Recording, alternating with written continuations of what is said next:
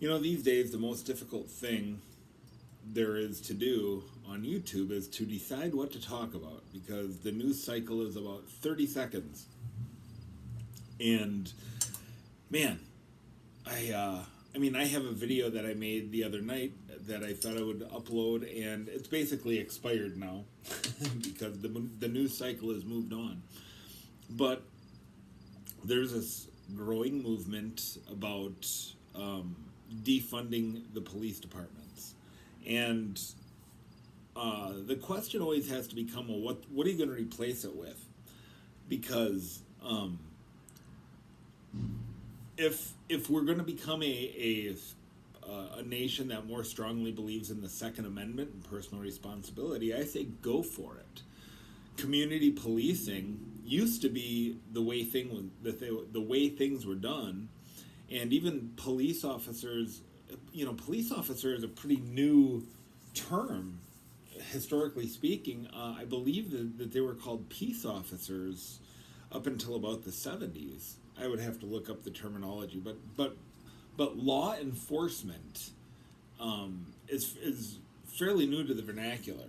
So the question has to become, what do we replace the police with?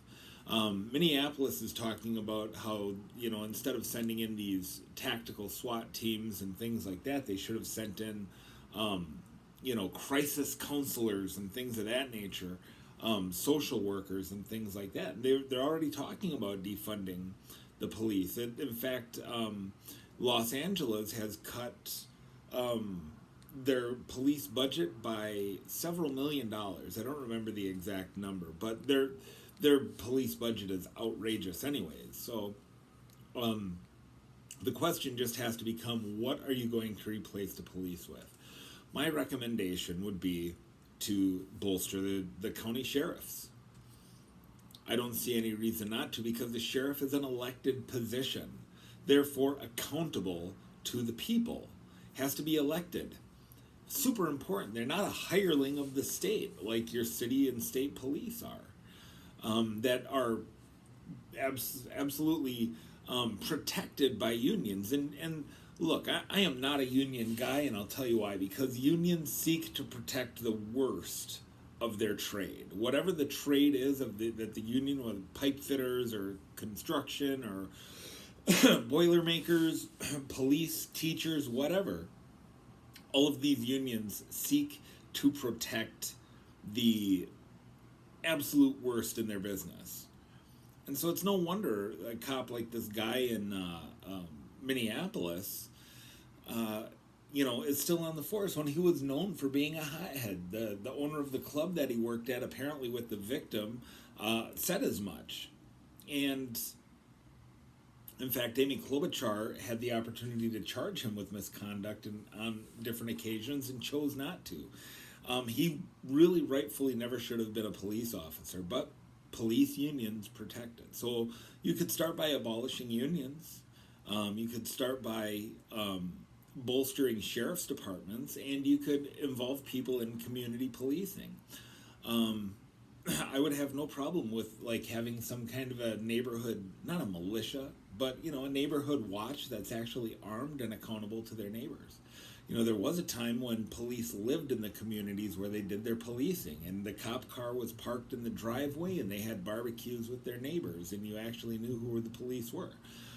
This Chauvin guy, I think that's how you say his last name, a Minneapolis police officer, actually lives in Oakdale, Minnesota, which is, that's a suburb that is quite a ways east of Minneapolis, in the Woodbury area, getting close to the Wisconsin border.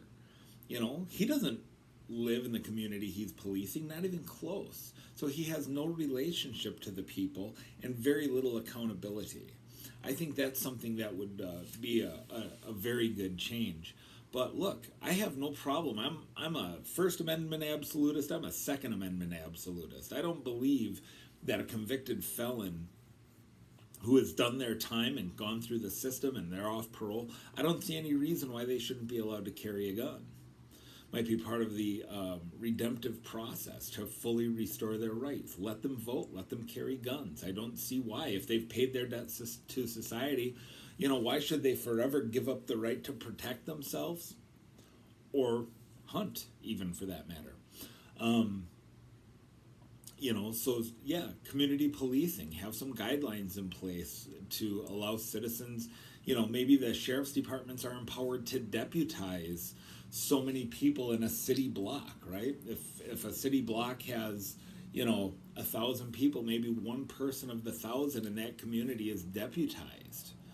And to have a stronger community watch system, neighborhood watch, I think that is not the worst idea. The whole idea here is, that they want to reduce police brutality, which everybody's a fan of. Everybody wants police brutality done away with, and reduced. And the bottom line is that statistically, it's down a lot. It's ridiculous that LeBron James says that black people are literally hunted. Like that Ice-T made a movie in the 90s about that. I can't remember what it was called. Most Dangerous Game or something like that. I can't remember. But black people aren't hunted, man. It's statistically inaccurate. But, facts aren't going to cloud the narrative as usual, right? So what are we going to do? What are we going to do if we defund the police? You have to have an alternative plan. Because if you're a Democrat and you're running on the platform of, hey, we're defunding the police, a Republican is just going to make that their whole campaign, is that you are not a law and order candidate. You have to have a plan. What are you going to do instead? Here's the other thing. Reduce laws. Reduce laws.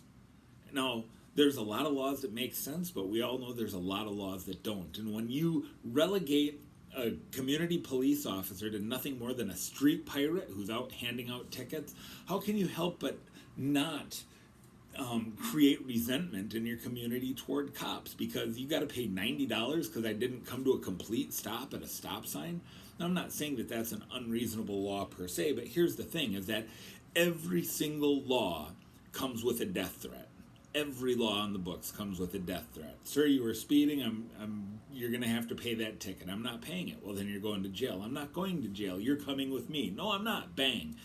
Every law potentially has a death threat attached to it. So we have to look at laws and say what makes sense here and what doesn't. Can we just admit the war on drugs, for example, is completely lost?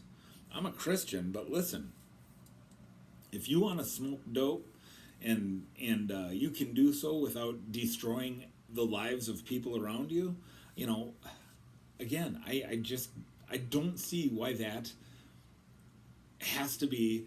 You're pulled over for speeding, you have a roach in your center console or whatever, and the cop sees it. Now they have reasonable cause to search your car.